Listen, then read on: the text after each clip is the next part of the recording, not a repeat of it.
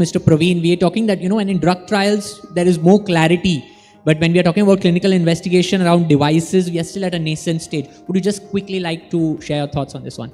Sure, I think that's probably one of my favorite topics to talk about.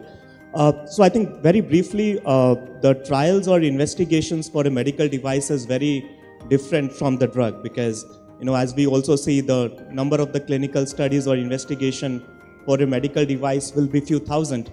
But if we compare to a drug, which will be maybe more than 100,000 global clinical trials and studies. And there are reasons for that because the drug have various means of, let's say there are ethnic factors and that's the reason we need to do study. Even if some drug is approved in US, we want to see how that drug is behaving in a different population, which is not the case for a medical device. But having said so, I think to this fraternity and looking at this audience, I think there are few things I want to specifically highlight for medical device because this is the question which we keep hearing because there are a lot of incremental innovation as one of my panel member was also saying. And there's the role of a clinical researcher would come. We might not need to develop a fully new drug because that may be a setup like a pharmaceutical company can do. But from an incremental innovation, as a physician, you would have a lot of ideas which can really help to make an incremental innovation and make a device better. And in device, I think these kind of incremental innovation keeps happening.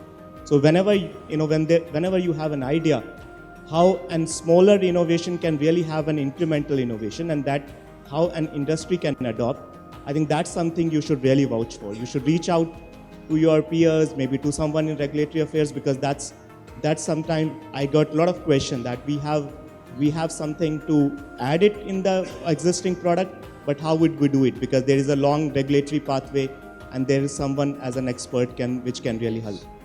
And even from a government side, I think even we heard from the last panel, there is a lot of focus and we know even our PM vision, which was from Jai Jawan, Jai Kisan to Jai Vigyan, and now it's Jain's Anusandhan as well. Because the government also understands how important that innovation is. And I don't think there is a lack of fund. Sure. Probably there is lack of how we are approaching it, and that has to be corrected.